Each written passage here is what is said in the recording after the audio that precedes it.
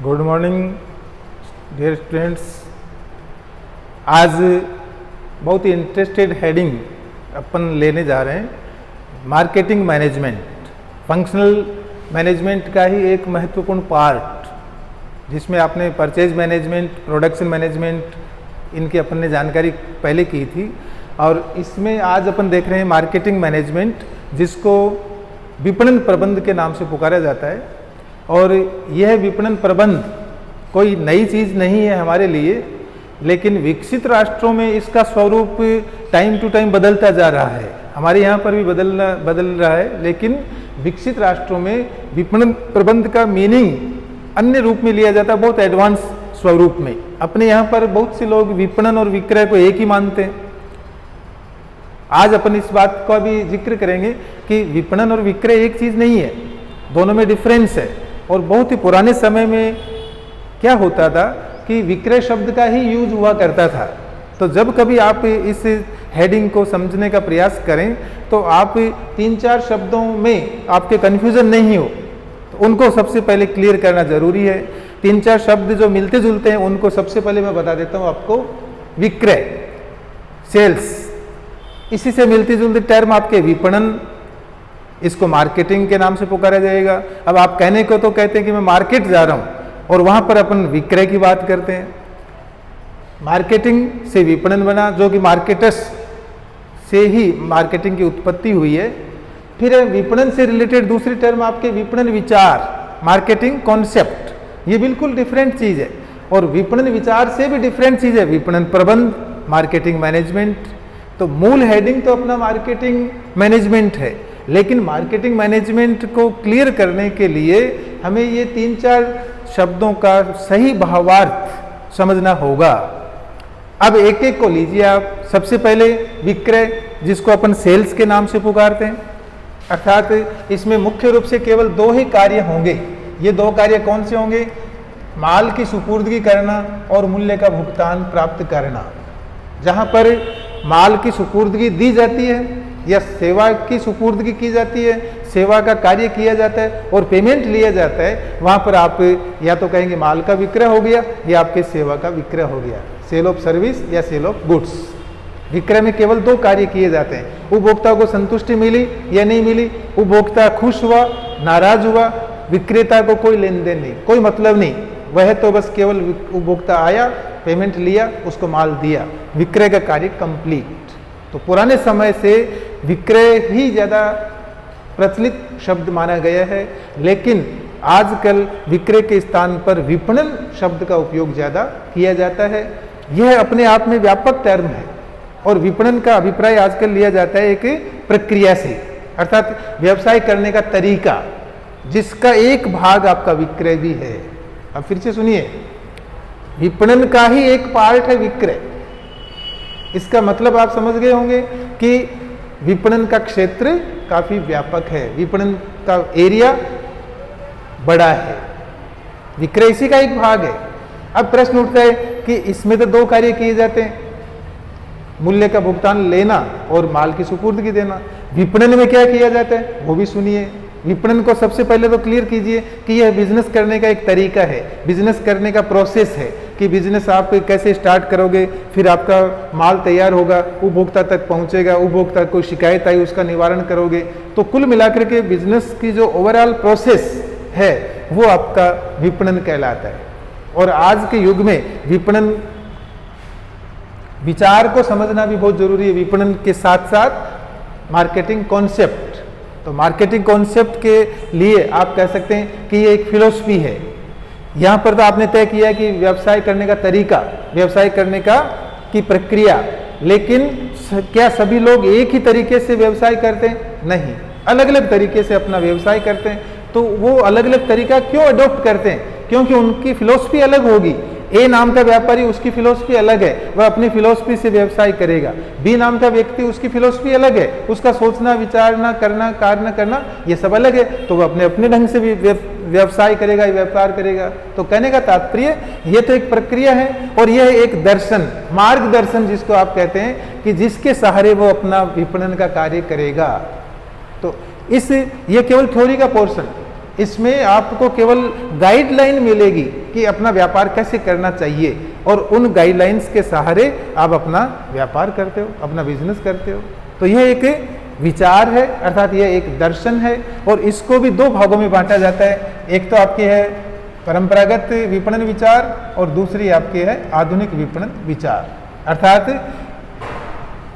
Traditional marketing concept और modern marketing concept. जितने भी आज विकसित राष्ट्र हैं, डेवलप्ड कंट्रीज हैं, वहाँ पर आपके मॉडर्न मार्केटिंग कॉन्सेप्ट अपनाए जाते हैं, और जो आपके डेवलपिंग इंडिया जैसे डेवलपिंग कंट्री है, यहाँ पर आपके अभी भी वही ट्रेडिशनल मार्केटिंग कॉन्सेप्ट का सहारा लिया जाता है। उसमें जो मार्गदर्शन के लिए बातें दी गई है, गाइडलाइन दी गई है, उनके अनुसार अपना विपणन का कार्य किया जाता है।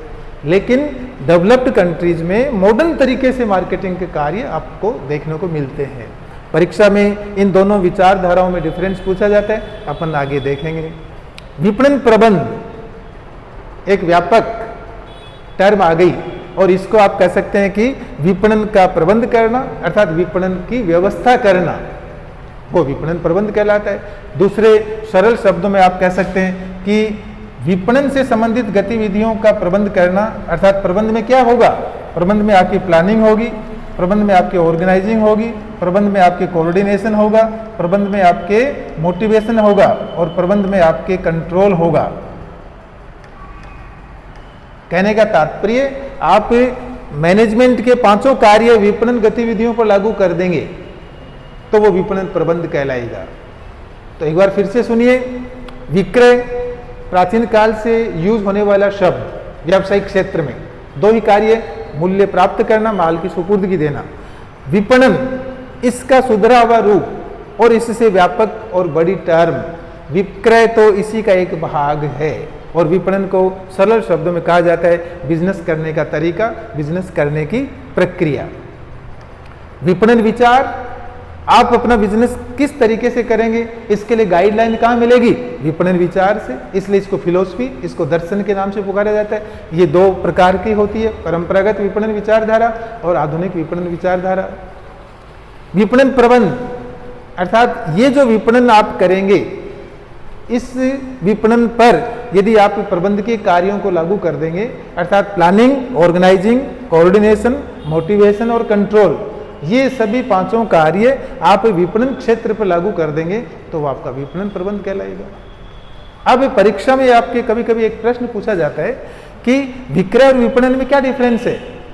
7 नंबर का भी आ सकता है, 2 नंबर वाला भी प्रश्न पूछा जा सकता है। तो आप यहाँ पर केवल 5 मुख्य पॉइंट्स, बाकी डिफरेंस भी होते हैं, लेकिन 5 मुख्य पॉइंट्स जिनको आप आसानी से समझ जाएंगे, क्योंकि अभी अपन इन दोनों का मीनिंग समझ चुके। विक्रय और विपणन दोनों का मीनिंग आप समझ चुके, इसलिए इन दोनों में आप डिफरेंस आसानी से बता सकते हो।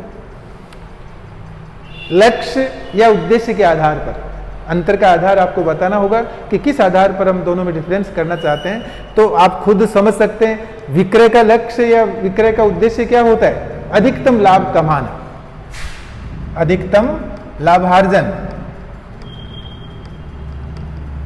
दूसरी तरफ विपणन का उद्देश्य अधिकतम संतुष्टि प्रदान करना, उपभोक्ता को अधिकतम संतुष्टि मिलनी चाहिए, मैक्सिमम सेटिस्फेक्शन। दोनों का लक्ष्य अलग अलग हो गया। उपभोक्ता संतुष्टि, इसमें विक्रय में कोई ध्यान नहीं दिया जाता, और उपभोक्ता संतुष्टि पर ही आपका विपणन सफल होता है, या विपणन की सफलता कंज्यूमर सेटिस्फेक्शन पर ही डिपेंड करती है। क्षेत्र, अभी आपको मैंने बताया कि विपणन का ही एक भाग है विक्रय, तो यहां पर आप खुद बताइए विपणन का क्षेत्र, विक्रय का क्षेत्र, विक्रय का क्षेत्र लेसर होगा, संकुचित होगा, और इसका वाइड होगा, अर्थात ये इसका क्षेत्र इसी का एक भाग है, विपणन का ही विक्रय एक पार्ट है, इसलिए इसका क्षेत्र संकुचित होगा, सीमित होगा, लिमिटेड होगा, और इसका क्षेत्र व्यापक होगा, वाइड होगा। फिर आपके अभिमुखी, ओरिएंटेशन, अर्थात विक्रय आपका किस रूप में, किस दिशा में जाता है, और विपणन किस दिशा में जाता है, अभिमुखी, ओरिएंटेड किस ओर है। तो यहां पर आप क्या बताएंगे, विक्रय प्रॉफिट ओरिएंटेड है, या इसको आप प्रोडक्शन ओरिएंटेड कह सकते हो, और ये आपके है कंज्यूमर ओरिएंटेड, अर्थात उपभोक्ता के तरफ ज्यादा ध्यान देता है। विपणन में कोई भी कार्य किया जाएगा, कोई भी निर्णय लिया जाएगा तो उपभोक्ता को केंद्र बिंदु बना करके लिया जाएगा। यहां पर विक्रय में कोई भी कार्य, कोई भी डिसीजन लिया जाएगा, विक्रेता को केंद्र बिंदु बना करके लिया जाएगा। तो यहां पर आप इसमें अभिमुखी, ये आपके है विक्रेता केंद्र बिंदु, और इसमें है आपका क्रेता केंद्र बिंदु। अर्थात विक्रेता अपनी मनमर्जी करता है विक्रय में। विपणन में क्रेता को सर्वे सर्वा माना जाता है, क्रेता को बाजार का सम्राट माना जाता है। क्रेता की इच्छा क्या है, मांग क्या है, पसंद क्या है और उसकी रुचि क्या है, उसको ध्यान में रखते हुए वस्तु में तैयार की जाएगी और फिर उसको माल बेचा जाएगा, तभी तो उसको संतुष्टि मिलेगी। और यहाँ पर विक्रेता अपनी सुविधा से माल तैयार करता है। क्रेता की पसंद की, क्रेता की रुचि, क्रेता की आपके पेइंग कैपेसिटी कोई ध्यान नहीं रखा जाएगा। वो अपनी सुविधा देखेगा और उसका उद्देश्य है अधिकतम लाभार्जन करना, तो अधिकतम लाभ कमा के चुप हो जाएगा कि उसकी संतुष्टि हुई या नहीं हुई, नाराज हुआ, खुश हुआ, उसको कोई मतलब नहीं। फिर आपके उपभोक्ता कल्याण, उपभोक्ता कल्याण का मतलब जैसे नई नई स्कीम्स निकालना, उपभोक्ताओं को डिस्काउंट देना, उपभोक्ता की शिकायतों का निवारण करना, इसमें आपको कहीं भी नजर नहीं आएगा। विक्रय में चूंकि इसमें केवल दो ही कार्य होते हैं, मूल्य का भुगतान प्राप्त करना, माल की सुपुर्दगी करना, उपभोक्ता कल्याण गायब। और यहां पर उपभोक्ता कल्याण से संबंधित कार्य किए जाएंगे। विक्रेता या आपके थोक व्यापारी या उत्पादक या इंडस्ट्रियलिस्ट, उद्योगपति उपभोक्ता कल्याण के लिए स्कीम्स निकालेंगे, उपभोक्ता को ज़्यादा ज़्यादा फायदा देने, उसको अट्रैक्ट करने के लिए कोशिश करेंगे। और उसके लिए जैसे कई बार आपने देखा होगा, बड़े बड़े उद्योगपतियों के द्वारा आपके हॉस्पिटल्स की स्थापना की जाती है, स्कूल्स की स्थापना की जाती है, तो उनसे उपभोक्ताओं का कल्याण होता है, उनको वेलफेयर की फैसिलिटीज मिलती है। विक्रय में विक्रेता ऐसा कुछ नहीं देखता, ध्यान ही नहीं देता। यहाँ पर विपणन में आपके उपभोक्ता कल्याण की ओर ध्यान दिया जाता है। तो आप पुनः एक बार फिर से सुन लीजिए, इस पर आपके परीक्षा में मीडियम प्रश्न पूछा जाता है 7 नंबर का, तो रिपीट होता है बार बार, आप इसको तैयार करेंगे। फिर से सुन लीजिए, विक्रय का उद्देश्य लाभार्जन करना, विपणन का उद्देश्य अधिकतम संतुष्टि प्रदान करना। किसको? उपभोक्ता को। उपभोक्ता संतुष्टि इसमें कहीं नजर नहीं आती, इसमें उपभोक्ता संतुष्टि पर ही सब कुछ निर्भर है। क्षेत्र विक्रय का लिमिटेड, इसका वाइड होता है। अभिमुखी ओरिएंटेड, ये विक्रेता अभिमुखी है और ये क्रेता अभिमुखी है। केंद्र बिंदु इसमें क्रेता, इसमें विक्रेता। उपभोक्ता कल्याण कोई ध्यान नहीं दिया जाता, इसमें उपभोक्ता कल्याण के लिए हर संभव प्रयास किए जाते हैं। अब एक दूसरी चीज आपको और बताना चाहूंगा मैं, यहाँ पर विपणन विचार से संबंधित है। विपणन विचार धाराएं ये 2 तरह की होती है।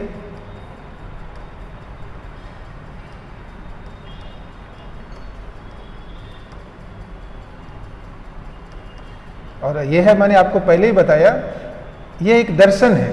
Marketing concept is a philosophy. मार्गदर्शन मिलेगा कि आपको अपना विपणन का कार्य कैसे करना है, अपना व्यवसाय कैसे आप प्रगतिशील बना सकते हो, या व्यवसाय में सफलता कैसे हासिल कर सकते हो, प्रतिस्पर्धी को कैसे आप परास्त कर सकते हो। ये सब विपणन विचारधाराओं में बताया जाता है, समझाया जाता है। कुल मिलाकर के विपणन विचारधाराएं कई तरह की होती है, लेकिन यहाँ पर अपन 4 प्रकार की विपणन विचारधाराओं का जिक्र करेंगे। वैसे सभी को 2 भागों में बांटा गया है, परंपरागत विपणन विचारधारा और आधुनिक विपणन विचारधारा, लेकिन यहाँ पर हम 4 के बारे में जानकारी कर रहे हैं और फिर 2 में डिफरेंस की जानकारी करेंगे। उत्पादन,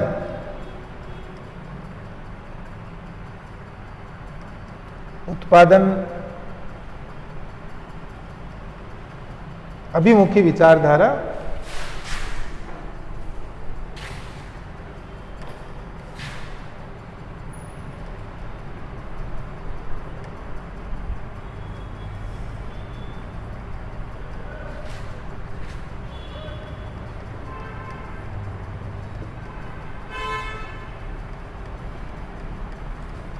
फिर आपके है विक्रय अभिमुखी विचारधारा, फिर आपके है विपणन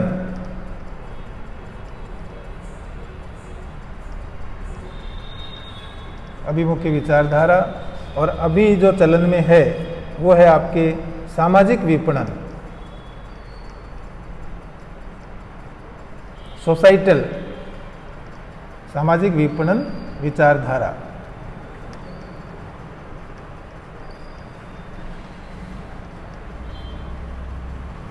चारों को एक बार क्लियर कर लीजिए, किसी तरह का कोई कंफ्यूजन न हो।